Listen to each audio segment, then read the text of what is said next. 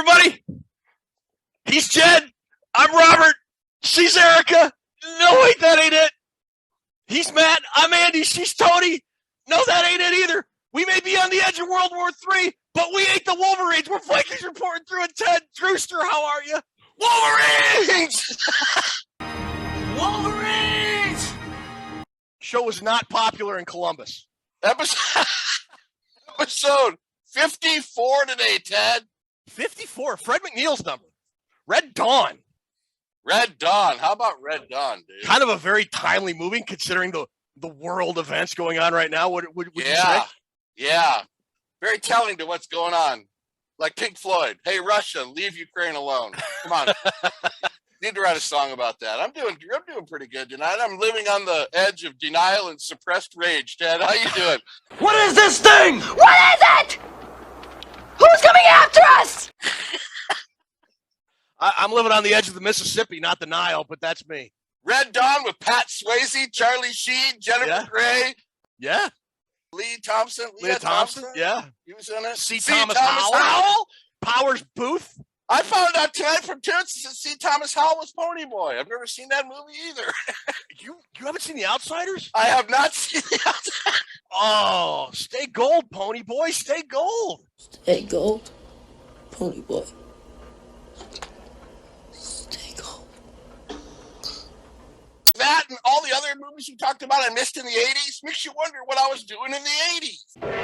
Marijuana, the burning weed with its roots in hell. I was in high school when this movie came out, and for Generation X, this was the ultimate, the Russians better not invade because this is what I'll do to them if they get here movie for everybody. We all talk that smack. Every single one of us. Oh, I'd mess up some Russians.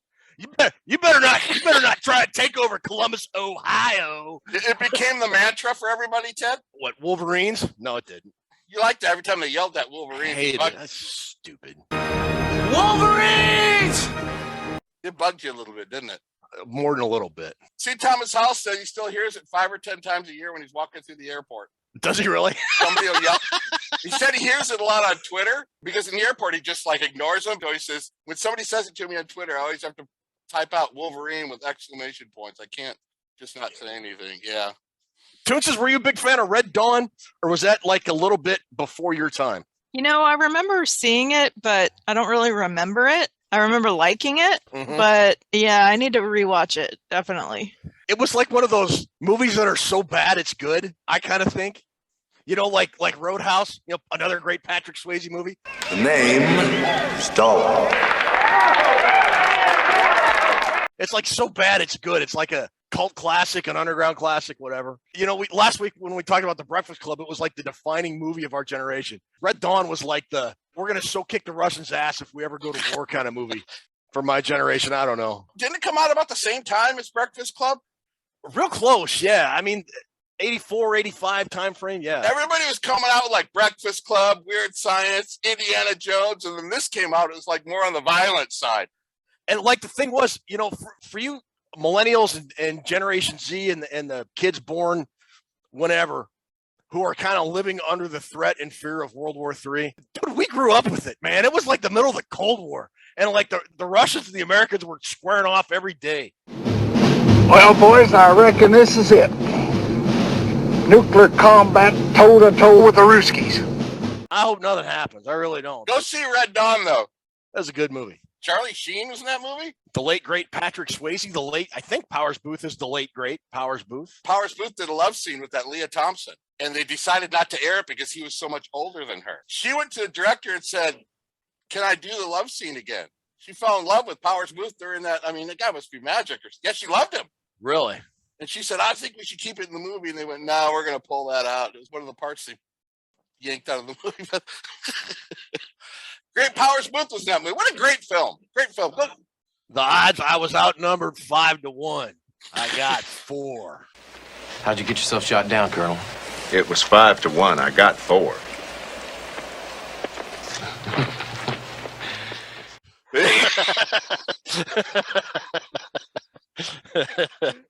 Swayze was kind of in charge of the rest of the group during production, too. Jennifer Grey couldn't stand him. She hated him. Oh, really? She hated him until she got shot. They did that scene where he was holding her when she got shot. Then they became friends. I guess the touching moments of movies will be, and then they went on to do that Dirty Dancing. So Nobody puts baby in the corner. Nobody puts baby in a corner.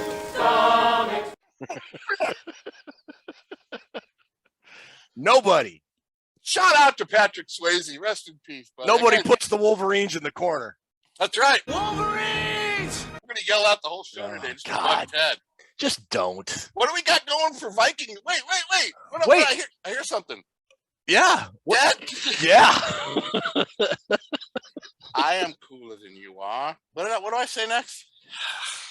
So why don't you fix your little red star wagon? Try to Dad, I'm cooler than you are. So why don't you fix your little problem and light this episode 54 candle? He's right. Light that commie candle. Yes. Resume the countdown. All right, I'm cooler than you are. Why don't you fix your little problems and light this candle? He's right. Let's light this candle. He surely is. Light the candle. Yes. Resume the countdown. All right. Episode 54 is underway. We got a great show ahead of you. We're going to talk some Vikings news with the combine going on, whether it finishes or not, and we all get blown up because of World War III. Who knows? We got the wide receiver position we're going to talk about tonight, which I'm particularly excited about because when you see Drew's big board, you'll understand why. As always, we're going to go over the guys on the roster. We're going to talk about potential Vikings free agents they should or shouldn't bring back. We've got regular free agents, and then we've got the draft, and we'll get to Drew's big board. And then we've got some great trivia again tonight, and then that's what we'll wrap the show up with. So, yeah. This is wide receiver show then, huh, Ted? This is the wide receivers. How's that Vegas run? You just got back from Vegas. Yeah, went out, spent the weekend out in Vegas. See our grandson. Our daughter was on a trip. She took a little trip, so we went out there to spend some quality time with him. Had a good time. Taught him how to play blackjack in the casino. No, I didn't. I'm kidding. He didn't do that. Yeah, we had a good time. We went out. We went and saw this thing called Meow Wolf in Vegas, which is pretty cool. Area 15, Meow Wolf. It's like kind of the attraction du jour out there right now. I saw Meow Wolf in Vegas. Stop it. Stop it. I can tell you about that show, what they were He's doing. 8. Stop it. I'm glad you had a good time. Glad you're back. Yeah. You know, we went out to Red Rock Canyon, did some hiking out there. It was a lot of fun. But I'll tell you what was not fun, Drew Bunting. You know what was not fun? What was not fun? The last 2 years of Minnesota Vikings football. It was like pulling teeth watching that team play. I really don't like looking back on everything that went wrong, but it kind of points to how different a direction the Vikings have gone. So bear with me here for a second. It was reported in The Athletic by great Vikings beat writer Chad Graff and repeated. I think the tweet we're putting up is from Score North.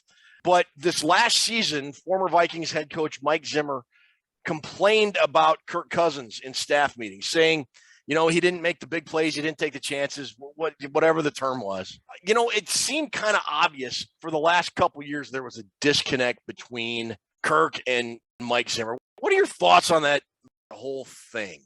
You know, back when they signed Kirk Cousins, they had that meeting with all the executives, the owners and Spielman and Zimmer and a few other suit and ties. And they said, we're going to vote on Kirk Cousins, see if we're going to sign him. And we have to have a 10 for 10 vote. And if we don't get a 10 for 10, we're not going to sign him and go a different direction. Mike Zimmer's vote was one of the 10. That's it. You voted for him. I don't understand it at this point. I don't either. You can't go back once you voted him in. He should have said something then. The thing that gets me, and it's one thing for us fans to complain about Kirk and saying, you know, he doesn't make, what was it he said? Winning play, doesn't make enough winning plays per Chad Graff, The Athletic. And it's one thing for us as fans to debate Kirk on social media and when we're talking, sitting at a bar, having a beer with our buddies or whatever. But I would think if you're the head coach and you have this expensive quarterback who I think we would all agree is a good quarterback. Would you not agree he's at least a good quarterback? No, he is. He is. Okay. That instead of complaining about what he doesn't do, figure out what he does do well and develop a game plan around that. And it just feels like Mike Zimmer and the Viking staff didn't do that and just were content to complain and play the victim. Yeah, that's a great point, Tay. He doesn't mention anything about that end of it, though, does he?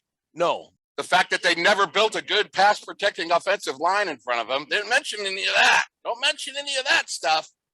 And I wonder, if you could get Kirk alone in a room off the record just to say, hey, man, what do you think? You know what he'd say? Zimmer, shut your dime hole, because if I want any lip from you, I'll scrape it off my zipper. That's what he'd say to him.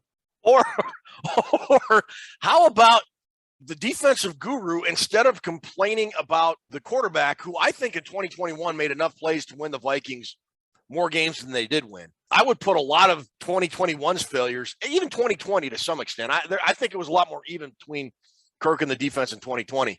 But there were, 4 or 5 drives that Kirk took the Vikings down, and by rights, if the Vikings defense holds for like 45 seconds, they win a game. How about Mike being a little bit more introspective about how bad his defense was these last 2 years? That's right. That's exactly right. There's a lot of times he gave the Vikings the lead, and then they gave it right back. Lost the game. I would argue he did that more in 2021 than he did the first 3 years as Vikings quarterback.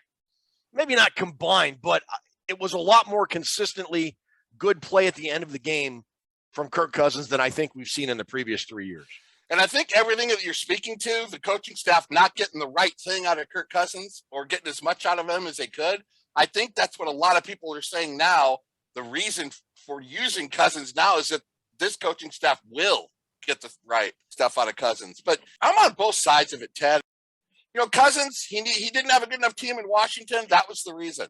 Gets to Minnesota, doesn't have a good enough line. Then the next year, it didn't have this. You need to take care. It's always something. Maybe this coaching staff can get more out of it again, but here we go with another excuse. Bottom line is you got to win games. You got to get back to the playoffs. So yes, I have a lot more faith in Wes Phillips and Kevin O'Connell than I do in Clint Kubiak and Poopy Britches McGillicuddy.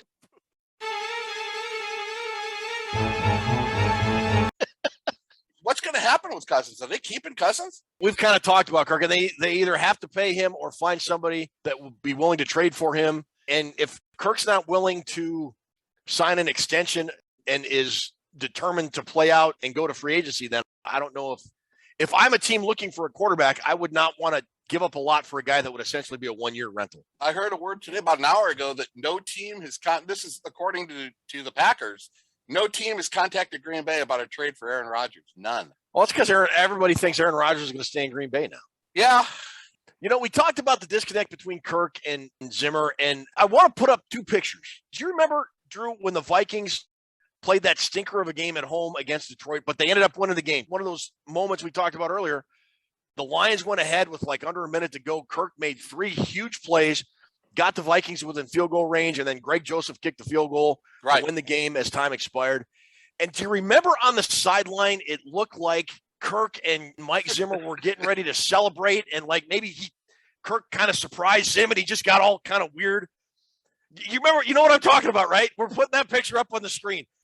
And people thought, are they going to start throwing hands? It's one of the best memories of last season. I'm starting to wonder if there's not more to that. Like it really was like a F you, look at me, F you. Like, they just old man yells at the clouds. All that hate's gonna burn you up, kid. Keeps me warm. I don't know, man. Wolverines! I think it was. I think there was something into that. I mean, they tried to play it down or whatever. I mean, yeah, I remember us talking about it in the live show with Chris Cage. Yeah.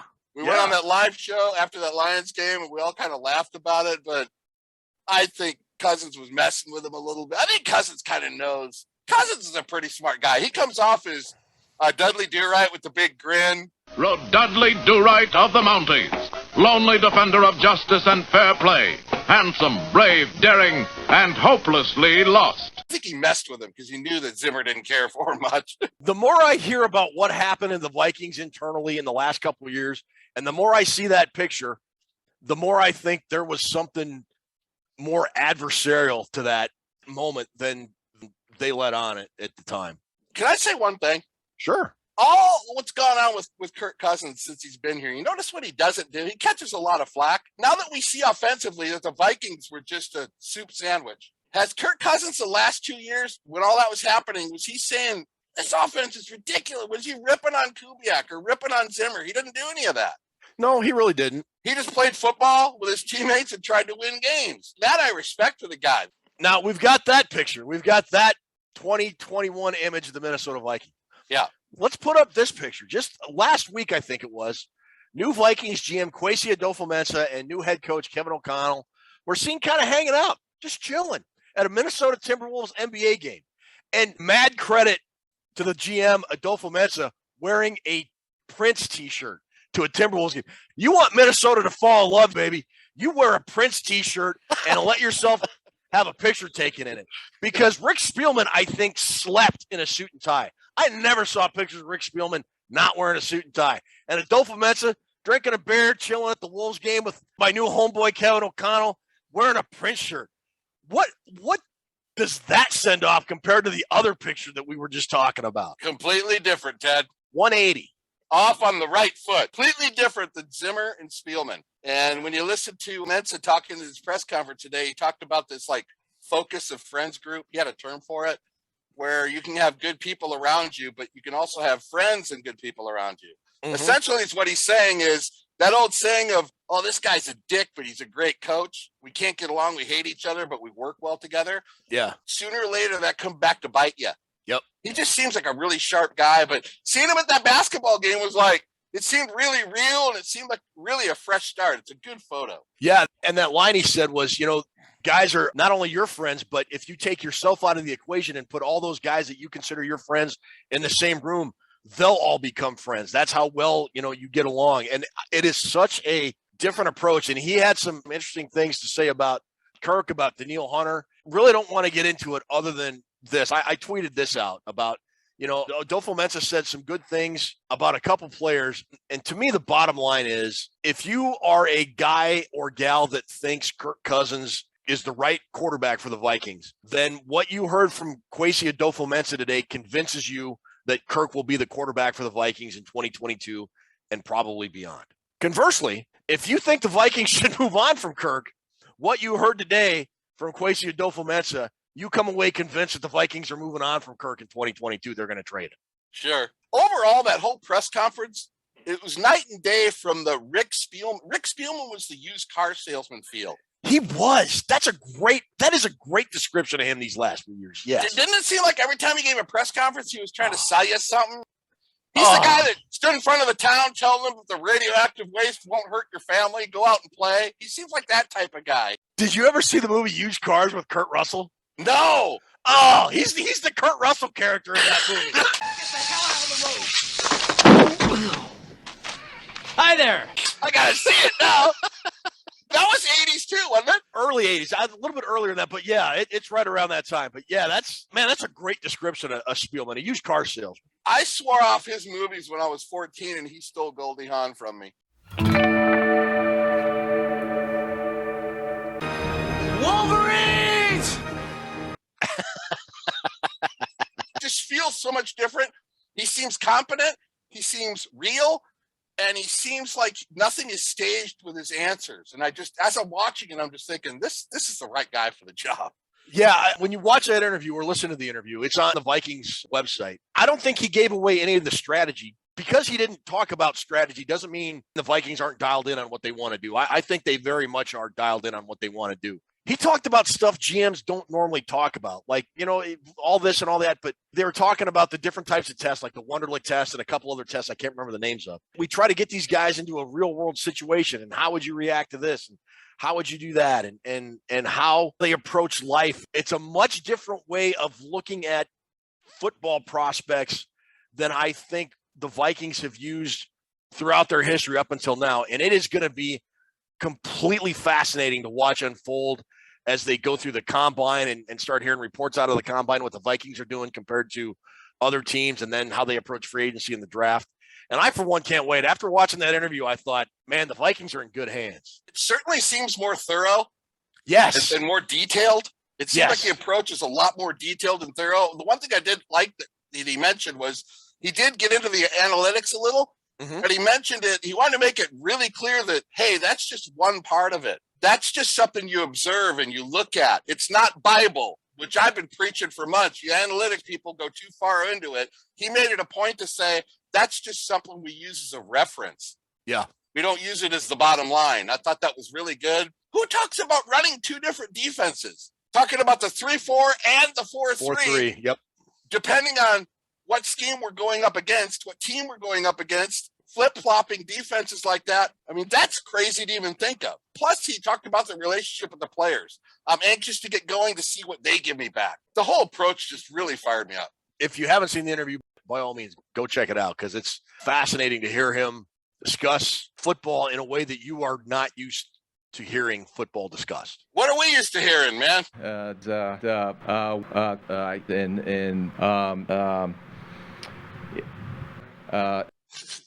We need to play better. When you look at it compared to Spielman, it almost feels like the Vikings under Spielman and Zimmer got into a routine. They had their types of guys athletically that they wanted. You know, we want a guy that does a 3-cone in this time and a 40 in this time and a vertical in this time.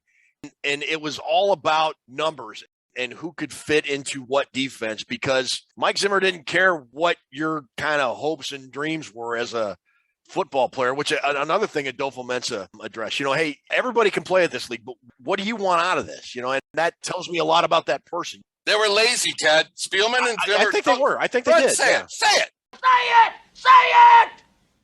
They were lazy ass sad sacks. They were lazy, didn't want to put the time in. They didn't. They worried more about collecting the check than putting the time in. Mensa and O'Connell have already put more work into the Vikings than last season.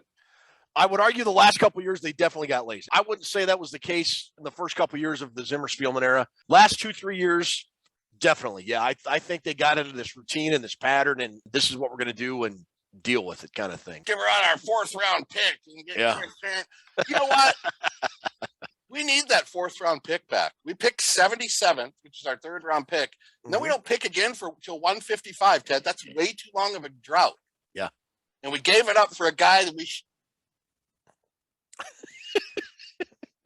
idiot move.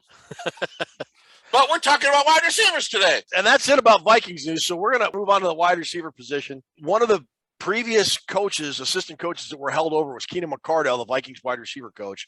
And I think for good reason. 2021 Minnesota Vikings wide receiver group was a pretty doggone good group when all things were said and done. Let's throw it up there. Let's take a look at the current group. Here's the Vikings wide receivers on the roster at the end of the year. They had Chad Beebe, Dan Chisena, Justin Jefferson, BC Johnson, who we've kind of forgot about because he tore his ACL in training camp, KJ Osborne, Blake Prohl, Amir Smith-Marset, Adam Thielen, and Dede Westbrook. And of that group, Dede Westbrook and Chad Beebe are set to become unrestricted free agents. Do you want Beebe or Dede Westbrook back?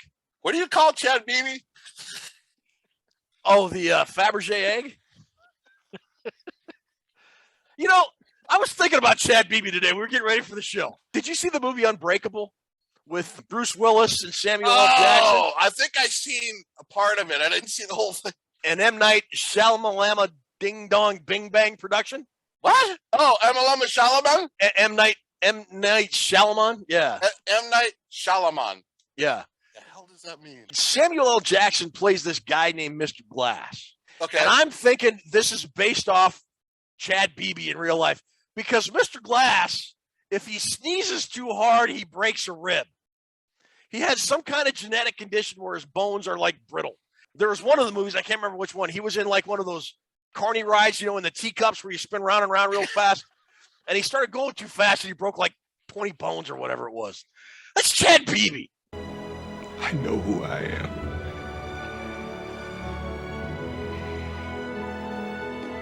I'm not a mistake.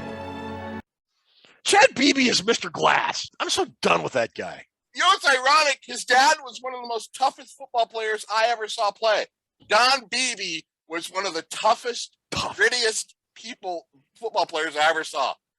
And his son is like a Fabergé egg. He is, man. The thing that gets me about Chad Beebe, it's not Chad Beebe, but it was the previous staff. They would go on and on and on about Chad Beebe every year, and I never saw it. I never did. He was just a guy. No, he's part of the gloom. Yes, Chad. Him and Westbrook. I'm not worried about retaining either of those free agents, are you? No. They're going to carry 6 guys on the roster? I think so. I mean, you've got Justin Jefferson, BC Johnson, I would think has a pretty good shot at making the roster. I don't know. Assuming he's healthy, we'll see. I think KJ Osborne is a lock again. Amir Smith-Marset and Adam Thielen. If you think BC Johnson is a guy, that's 5 right there. I got 4. Jefferson, Thielen, Osborne and Smith Marset are set. The last one is probably going to either be a free agent or a rook dog. That's how I would go about it. And maybe I'm kind of iffy on BC Johnson. BC Johnson is just a short to intermediate route possession guy. What does he really do that stands out to you? I thought he had the potential to have a season like KJ Osborne. I'm going to throw this tweet up there from PFF Fantasy Football. KJ Osborne, quarterbacks had a 147.4 passer rating when he was targeted in the slot position this past season. KJ Osborne. Best in football. I think at the end of last year, both you and I were just like, both Osborne and Johnson, we just wanted nothing to do with. But Osborne made the jump. He did. I know BC Johnson got hurt, but Osborne went from just, is he going to do anything, to 50 catches, 655 yards, and 7 touchdowns. That's a hell of a jump for a wide receiver from a season he didn't do anything. Yeah. I don't see BC Johnson doing that. You don't think so? Can't you find another BC Johnson pretty easy? At this point in his career, yeah, I think you can. So why bring him back?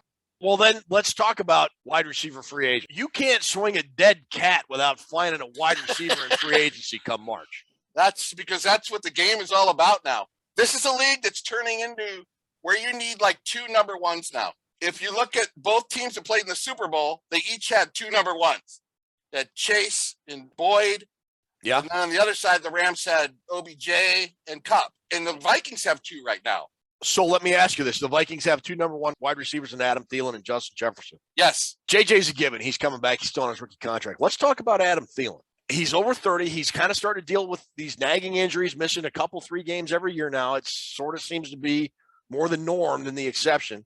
Right. He's got a $16 million cap number in 2022. If they cut him, it's $11 million in dead money with $6 million in cap savings. He's 31. Do the Vikings bring back Adam Thielen, or do they trade him? That is a really tough call for me, Ted. Justin Jefferson is the star. We all know that. He's taken the number 1 spot. With the new regime coming in, as a coach with a game plan for Wes Phillips, you love to have a guy like Adam Thielen involved because he is the guy that's carried over vet now. Just having him out there from a locker room standpoint, it would mean a lot to the Vikings to have him stay with the team. And I hope he can stay with the team. But everything you just mentioned, he is getting dinged up a lot, and he's past 30. I don't know. I'm like 50-50. I'd hate to lose that guy. He's a great compliment to Justin Jefferson. If you're the Vikings incoming staff, you have to answer this question. Can KJ Osborne make up for the loss of Adam Thielen? And then can we get a guy that can produce KJ Osborne numbers? Right. If you think the answer to that question is yes, then I could see the Vikings trying to trade Adam Thielen. You talked about that 4th-round pick the Vikings lost in that Chris Herndon trade. I don't know that what a 31-year-old wide receiver would get, but I don't think it would be a 1st or 2nd-round pick. To be honest, I have no idea what Adam Thielen could garner. I'm with you. I would hope if the Vikings approach Thielen about restructuring, he'd be amenable to it and would do it and would come back, being the native Minnesotan and all that stuff with the new staff. And you look what the Rams offense did, and Thielen can stay healthy, the kind of numbers you think he could put up. I'd love to see him back with the Vikings. You know why I'd like to see him back, Ted? Not only because he's a fantastic football player, but some guys get to that point where they're milking for their paycheck. They're doing the bare minimum out there. Mm-hmm. Thielen's not like that. He's not. Thielen goes all out all the time. He's a great teammate. He leaves it all out there in the field, and he busts his ass to make sure he's bringing to the team 100% effort. And I'm all about re-signing a guy like that. And on the other hand, you got guys that, you know the difference. When you feel like guys are just milking it, at least you know what kind of effort you're getting with Adam Thielen. You lose Adam Thielen, something happens to Osborne, then where the hell are you? Yeah.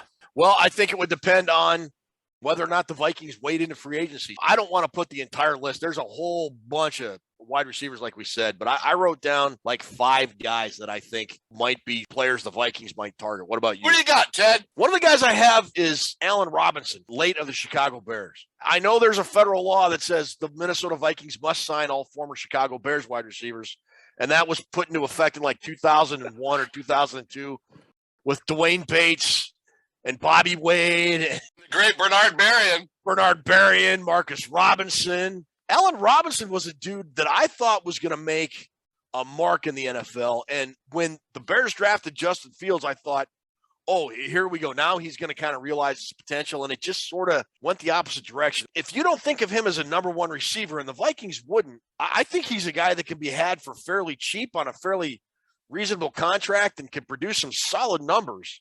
He's like the number one free agent wide receiver out there, though. He's not going to be cheap. You think so? He's got to be up there. He's at least top 5, isn't he, in the league? I don't know. I think it depends on how people look at him. You look at his numbers, he really hasn't done much for the Bears when the last 3 years. He's a tremendous possession receiver, runs great routes. I crossed off Robinson, Godwin, Devontae Adams, Will Fuller, and Crowder because I think they're going to try to get some money. One of the reasons I knocked Robinson down is because of those other guys you mentioned, Godwin and Devontae Adams and all those other dudes. Free agency happens like this every year.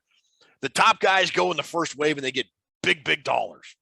And then you've got the second tier, third tier guys. When you look at all the other wide receivers on the market, I mean, this is a fat year for wide receivers in free agency. Robinson feels like a second or third wave guy to me. I think that guy wants to go be the number one. I mean, he certainly doesn't want to go to Minnesota and get JJ sloppy seconds, does he? If you're a guy that needs a wide receiver, do you look at Allen Robinson as a number one dude, though? Out of this list, Devontae Adams, Godwin are probably the only two ahead of him, as far as I'd say.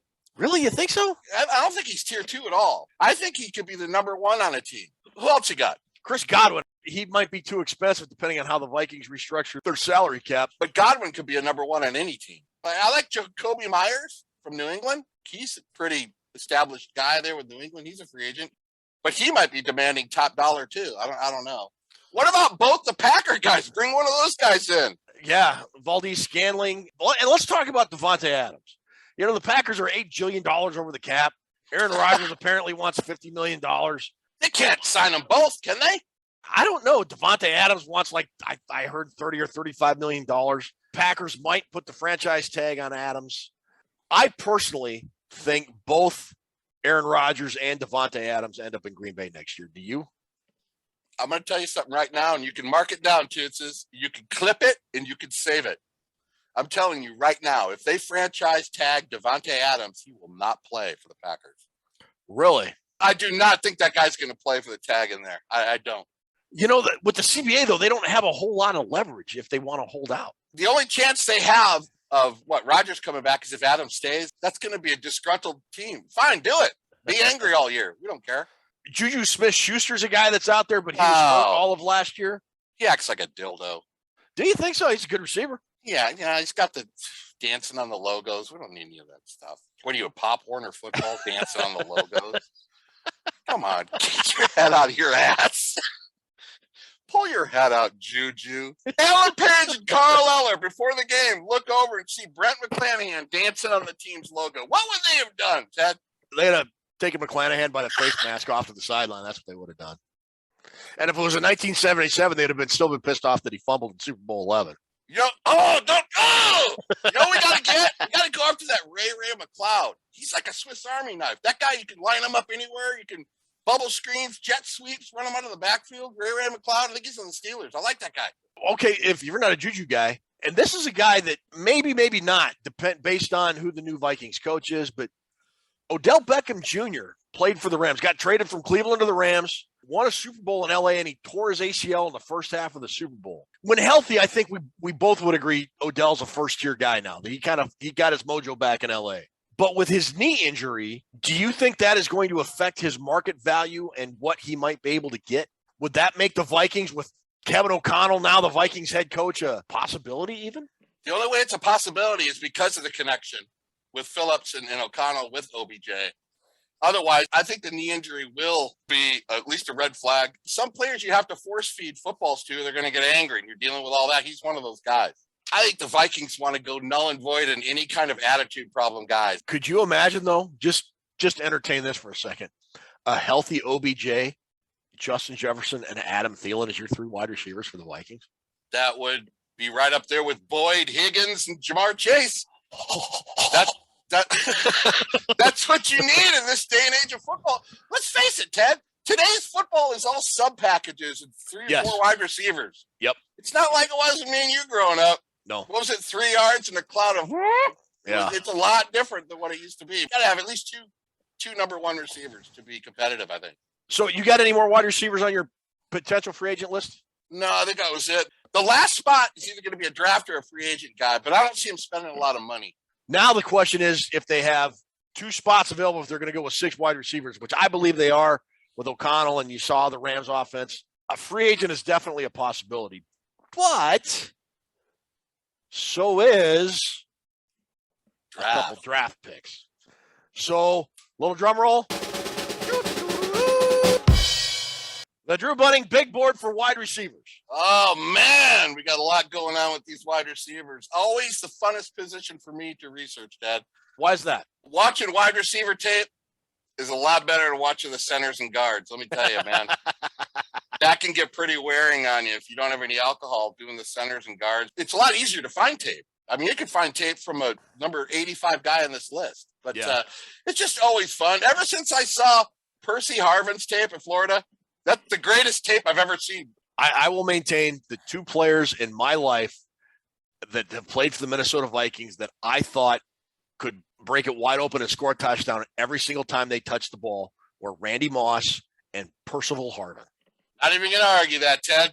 And everybody says, well, what about Adrian Peterson? Adrian Peterson, if he got to the second level, he could break it. But he faced so many 8-man fronts that felt like he was running into a brick wall a lot of times, and he just didn't have a lot of room to get into the open.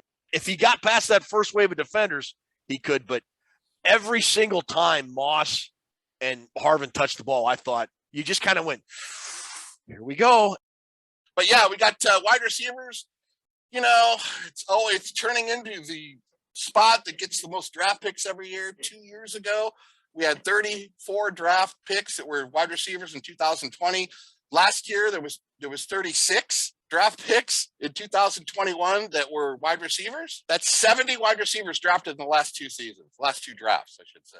Well, I mean, when you look at the evolution of offense in the NFL, it is mostly 3 wide receiver sets. I mean, O'Connell said in his introductory press conference they were going to run 3-4, but 80% of the time they're going to be in a nickel package because, our 3-4 may be our base defense, but so many teams run 3 wide receiver sets, or the 11 package, I believe it's called, that you have to have a minimum of 3 quarterbacks on the field. And I'm expecting the same amount this year. I got between 32 and 37 getting drafted overall. We'll get to my top 15 in a second. But last season was 5 taken in the first round, 5 taken in the second round, 5 taken in the third round. That's 15.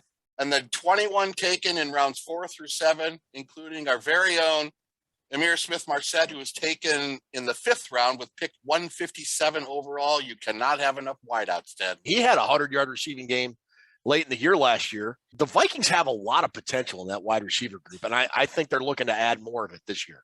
15, 20 years ago, Amir Smith-Marset would have been a top 5 wideout. I mean, okay, fair enough. Yeah, I think you're right. Yeah, it's evolved into there's so many good players like there is this season, but I'm expecting around 30, 35, 34, 35 guys again being drafted. It's another really good class. I had a great time studying some of these players. We're going to go over it. Matter of fact, let's throw up the Drew Big Board for wide receivers in 2022 as we get to it, Ted. There it is. And I'm already calling BS because neither Garrett Wilson or Chris Olave are your number 1 guy.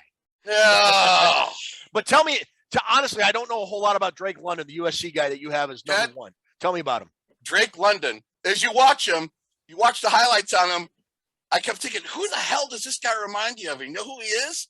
He's a faster Plexico Burress. Really? The first thing that stands out when you watch Drake London is his size. He's the tallest guy on my top 15. He's 6'5", 210. Okay, go ahead. Has he shot himself in a nightclub? You never know. I'm sorry. Go ahead. I didn't mean to interrupt. His first name is Drake, so you never quite know. London calling. But when you watch this guy play, Ted, the first thing that jumps out at you is his size. 6'5", 210. And I'll be honest, a lot of 6'5", 210 guys don't make it in the NFL. It's pretty rare. The last guy that was really a superstar, I think, was A.J. Green. He was a big guy, but it's really not the norm that a 6'5" guy that's 210 or higher in weight makes it at the next level. But this guy will, because he has a great combination of size and speed. Runs a 4.48, 5-star athlete ever since high school. How about this? This tells you what kind of receiver Drake London is. Last year, he got hurt on Halloween, so he only got to play 8 games at USC. In 8 games, he had 88 catches, over 1,000 yards, and 7 touchdowns. Wow. In 8 football games. That is crazy. And another reason he's my number 1, easily, by far, the best red zone talent out of any of these receivers. 50-50 ball, throw it up there. He's going to get it. He does the Calvin Johnson. He's all the 50-50 balls he catches. He has a great neck for getting open, which is what I liked about Will Fuller. Quarterback's best friend is a receiver who gets open when he's in trouble. And Drake London, he's one of those guys. He's born to be a receiver. You can tell when he plays, his natural movements helps his quarterback out. You want to throw it up there and have him go get it. He just is a great football player. The thing you got to worry about with Drake London, really the only red flag he has is that he played mostly in the slot at USC. He's got to be able to play outside, and you got to see how he's going to fit out there. Okay. In outside alignment. All right, so let's talk about, we'll skip Jameson Williams for a second. Garrett Wilson and Chris Olave are kind of a pair because they both played for Ohio State. So let's talk about those two guys, and then we'll come back to Jameson Williams, who also went to Ohio State, couldn't crack the starting lineup, and transferred to Alabama. So technically, 2, 3, and 4. Don't forget about Joe Burrow. He went there too. That's right.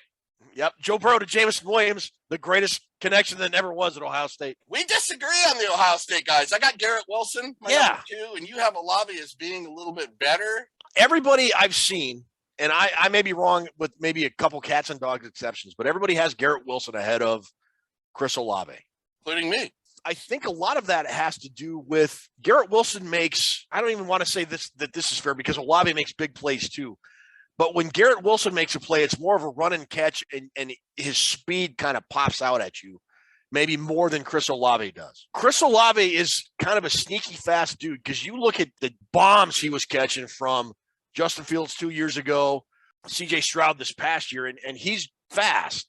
And I think he has better hands, and I think he's, of all these guys you've seen, to include Drake London and Jameson Williams and Jahan Dotson, who I'm fairly familiar with too, Chris Olave is probably the most polished route runner of any of these guys in the draft. And I don't think you can say enough about guys coming out that are already really, really good route runners. Look at Justin Jefferson, his rookie year. Look at Stephon Diggs, his rookie year, just as using a couple Minnesota Vikings as examples. I think people are putting more stock in Wilson's flashiness. I'm trying to find a good word because, and I'm not saying Wilson is a one-trick pony. I'm just saying Olave's a little bit better of a route runner. I think he has better hands. Garrett Wilson would drop some just maddeningly frustrating balls that seem very catchable, and Olave just seems to have better hands. So overall, yeah, Garrett Wilson's a faster dude. In space, you put Garrett Wilson in space, and I think he's going to be an exceptional dude in the slot. You give him those short crossing routes, give him a ball with a 5-yard head start on a defensive back in open space, and he's going to kill you. Indefensible. But I think overall, I think Olave is just a little bit better of a route runner and a little bit better of a prospect. That's why. Man, you should be doing these breakdowns, not me. Those are the only two guys I know. You have to all these other dudes. I'll add this to the Olave route running thing that you just went off of. You know what makes it exceptional for him? And you just mentioned route running. There's a different level. He runs these like creative, really savvy kind of tricky routes. Yeah. If you notice on tape, he'll like get the corner twisted around, and then he'll do the juke in and out like the old Dwight Clark used to pull for the Niners with Montana. He's a very tricky route runner. He's probably the best route runner in this draft. I think so, yeah. The reason I got Wilson above him is for the yak yards and his availability out of the slot. Yeah. Garrett Wilson is probably the best slot receiver in this draft. That's something I should have given Wilson credit to. I think he'll be more used in the slot in the NFL, but he's good in the slot and on the outside, and Olave's more of an outside guy.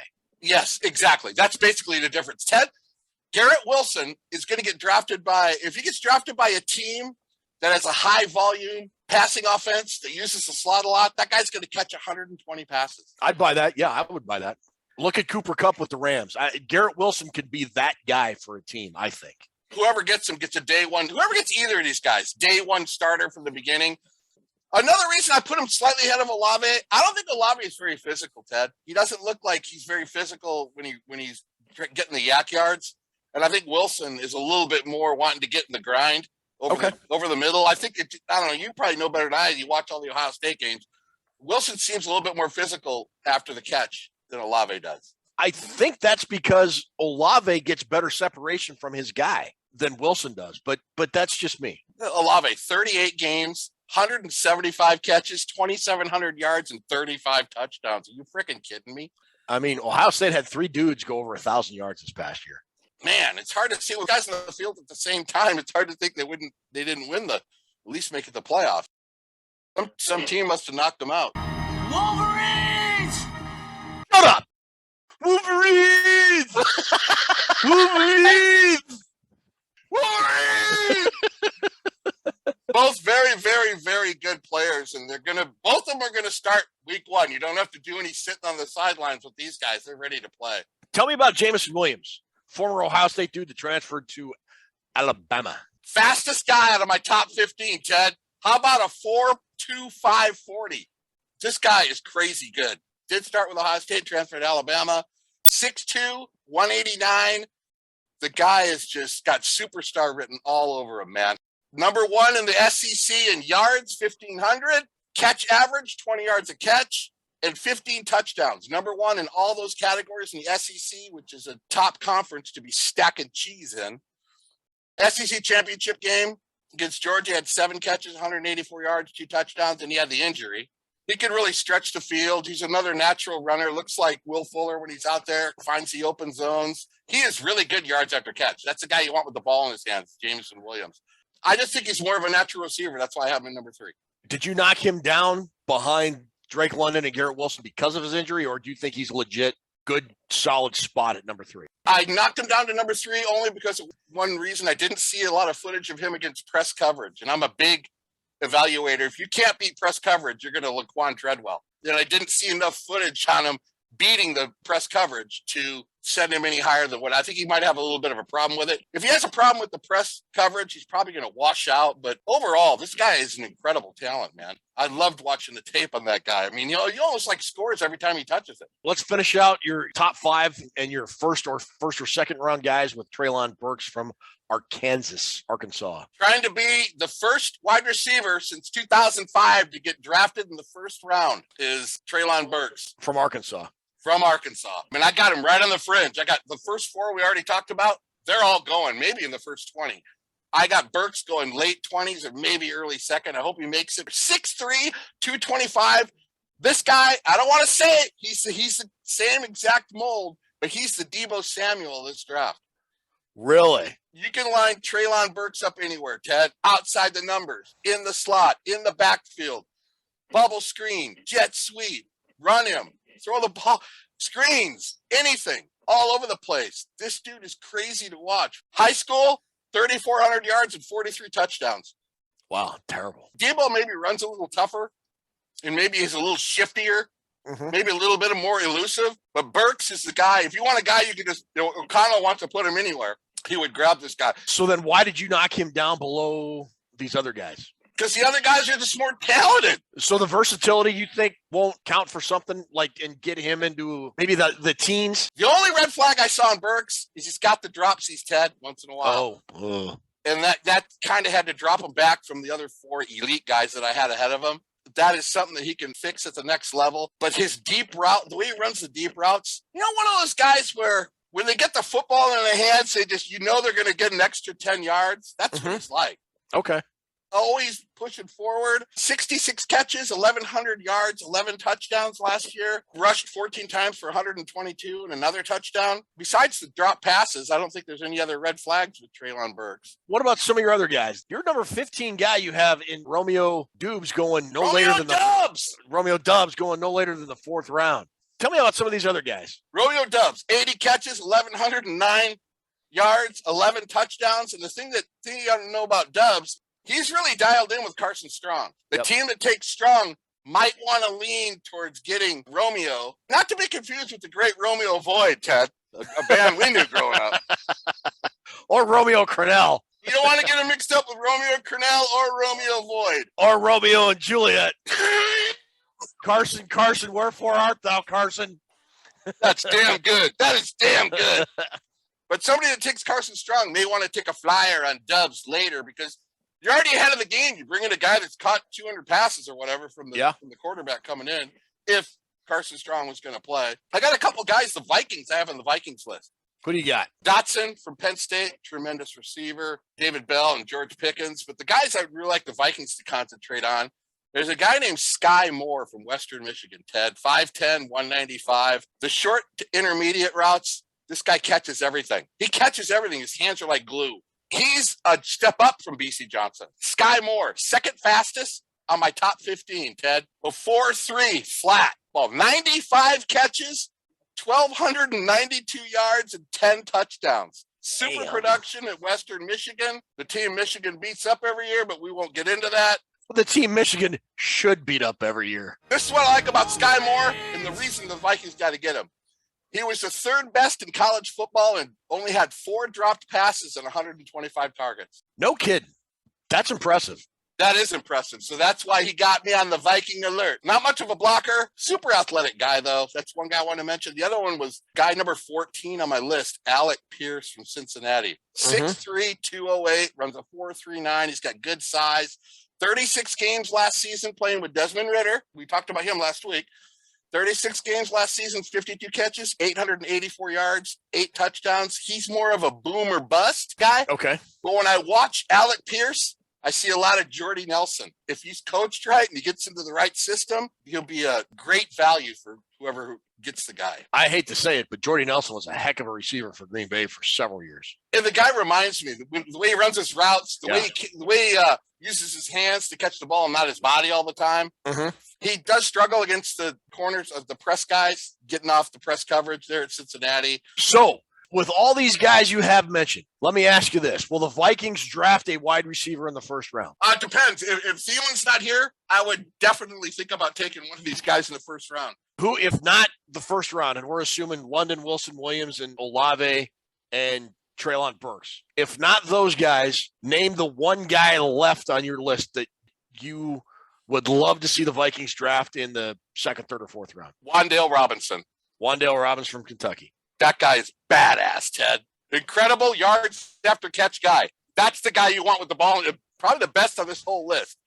Get this, man. Get it for production. 104 catches at Kentucky. 104 catches, 1,300 yards, 7 touchdowns. Second best receiver in the entire SEC. Guy can do it all. He can even run back some kicks for you.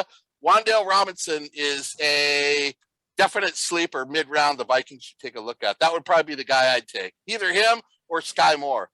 I really like Sky Moore. I think the Vikings are going to keep Adam Thielen. Everybody's thinking the Vikings are going to get a cornerback or a linebacker, and those all make sense. But Mike Zimmer isn't here anymore. I truly believe that Kwesi Adolfo-Mensah and Kevin O'Connell, when it's all said and done and you put all their formulas and analytics in the transmogrifier machine, they consult the Council on Analytics, as our good friend Nick Olson mentioned one day when he was on with us the other day or last month, whatever it was. I think they're going to go best player available. And when you get to 12, I look at the Cincinnati Bengals last year. They had a chance when they were on the clock. They had either Jamar Chase or there was an offensive lineman that most everybody had mocked to them. Penei Sewell, draft experts thought Penei Sewell was a smart choice. They took Jamar Chase and they went to the Super Bowl. If they take Penei Sewell, Joe Burrow ain't getting sacked 70 times, but they ain't going to the Super Bowl either. Right. I honestly, truly believe. I go back to 1998 as well. Randy Moss, the Vikings had 2,000-yard receivers in Jake Reed and Chris Carter. They took Randy Moss, and that offense was on fire for the entire year. And so when you look at kind of those two backdrops, wide receiver makes a lot of sense. I would think of those 5 guys that you had. Chris Olave would probably be the dude that is still on the board at 12. I think Drake London is a top 5 guy. Garrett Wilson feels like a top 5 guy. Williams, a top 10 guy. And again, it all depends on how the draft sort of plays out.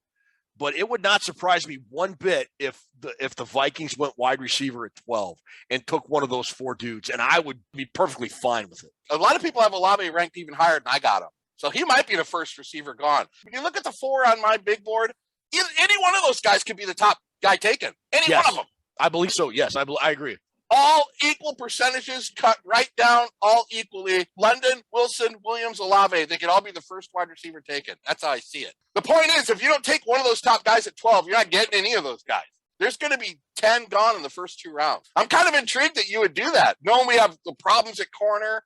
I might be in the minority on this, but I would kind of be fired up about it, to be quite honest. It would be a bold move. I'm more sold on it now. Listen to you the last 10 minutes than I was before that. I thought there's no way they're taking a wide receiver at 12. I want to get a special shout out to number 13, Justin Ross from Clemson. Okay. He's the guy that had that spinal injury in 2020. He's okay. made a hell of a comeback to get where he's at. I would like to see that guy not only get drafted, but shred in the NFL because he deserves it. He's put in a lot of hard work. You know, hard work is how you get on the Drew Big Board. And I want to give a shout out to Justin Ross tonight.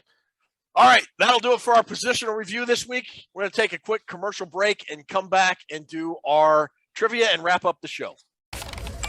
Do you have those reports ready? Have you ordered lunch yet? Christy, that was due today. What's taking you so long? Waiting. What are you even doing? What's the whole Per my previous Did you email. see this? How come you haven't replied? I sent this minutes ago. No response? Need a boost? That Do you was have those due reports today. ready? Christy, that... Better mood, better focus. Red Dawn.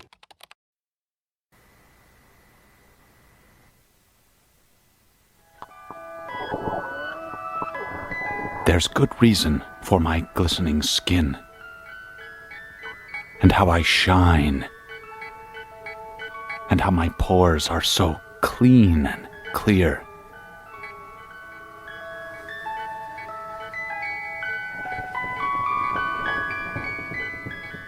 I eat little baby's ice cream. It keeps me young. It keeps me light on my feet. I spring from activity to activity. I love my job. I love my life. When you eat little baby's ice cream, you'll wink and nod and hug and high-five each other with great enthusiasm. This is a special time. Little baby's ice cream. Ice cream is a feeling.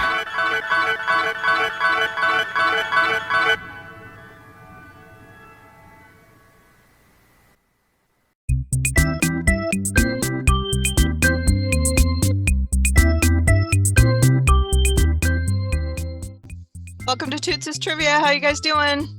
Good, Toonces. How are you? I'm doing pretty good. Today, we are going to play Password, and the theme is words or phrases that are associated with the NFL Combine. All right, Drew, you have 2 minutes to get Ted to say 7 words, and your time starts now. When you go to the gym, you're going there to work out. All right, that's one. Second, I'm going to put a hole in this wall, so I'm going to use my gun. My nail gun. My stopwatch. Dennis, put it in your mouth. Dennis. Yeah. Drill. Third is before you become wait. When you're looking for gold, you're an old. What do they call those old guys looking for gold? Miner. Prospector. Prospect. Yeah. Excellent. Not the small Drew thing, but the big board. Right. Okay. This is when somebody's good at something. You say they have mad skills. Yeah, baby. Not down, but up. Up. Rising. Up. Okay, this is the next word. Up, and then what you get in school. A, B, C, D, or G. Upgrade. Yeah! And then the last is where do they have the combine? Indianapolis. More specific. Lucas Oil Stadium. Yeah! You got it. All right, good deal. I got it. You did really good that time. That was really good. He got it with lousy ass clues I was giving him. No, they were really good clues. Good job. Excellent. All right, Ted, your turn. You have 2 minutes starting now. Challenger, Discovery, Space Station. No, the vehicle. Shuttle. There you go. When you jump straight up and down, it's going high jump. No, vertical. There you go. These guys go out and they are looking at players to potentially draft. What's the act of scouting? There you go. And every team has these every year, and they're prioritized. Our top blank is hookers. Is quarterback or running back or position. I got wants and what? Want and needs. There you go. This happens every year. We're going to be live the NFL draft. There you go. What about they're thinking about doing with Kirk Cousins? Not cut or release, but kill. No. Release or resign. Swap him for different players or draft picks is called a trade. What? There you go. And then if you just get rid of everybody, take it down to the foundation and start over, it's a Rebuild. There you go.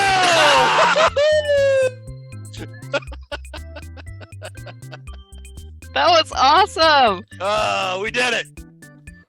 Good job, guys. We will see you next week. Thanks for playing. Wolverines! See Thomas House, Pony Boy. Oh. What a great show. This is fun tonight. Thank you for everybody tuning in. All right. That'll put a bow on episode 54. Like Drew said, thanks for watching. Thanks for subscribing. We're over 7,000 subscribers. Can you believe that? Thank you, everyone. Thank you. Thank you. That's amazing. For like just a year into this, we got 7,000 subscribers. We get a ton of comments every week. Thank you for commenting. Don't forget, we are going to be doing a live show right after free agency kicks off, either on the 16th or 17th, that Wednesday or Thursday. We will let you know exactly when that's going to happen. That's coming up in a week. We'll let you know on our next show. Thank you, Drew, for doing all the stuff you do for the show. Ruby, thanks for making us look smart. Your editing skills are unmatched. And man, buddy, 54 episodes. Take us home. 54 episodes. Little Red Dawn tonight. Patrick Swayze, Jennifer Gray. Thank you all for being here. Ted, simply awesome job. It was great talking wide receivers with you too. Toonces, thank you for running that awesome trivia. And thank you mostly to everybody tuning in. Watch and subscribe to our show and ring the bell and do all that stuff because it's fun. And you know what else is fun? In about a week and a half, we're going to have a live show. And if you've never been involved in a Ted Glover, Christopher Gates, and Drew Bunting live show, we got prizes. We got fun. We got stories. We had to have a good time. We're going to talk free agents. So we got a lot coming up. Episode 54 is in the books. We will see you next time. Next week, we are doing the tight end group. We'll have a lot to cover, and we hope you all join us again. Say good night, Ted. Good night, Ted. Wolverine! Bump, bump.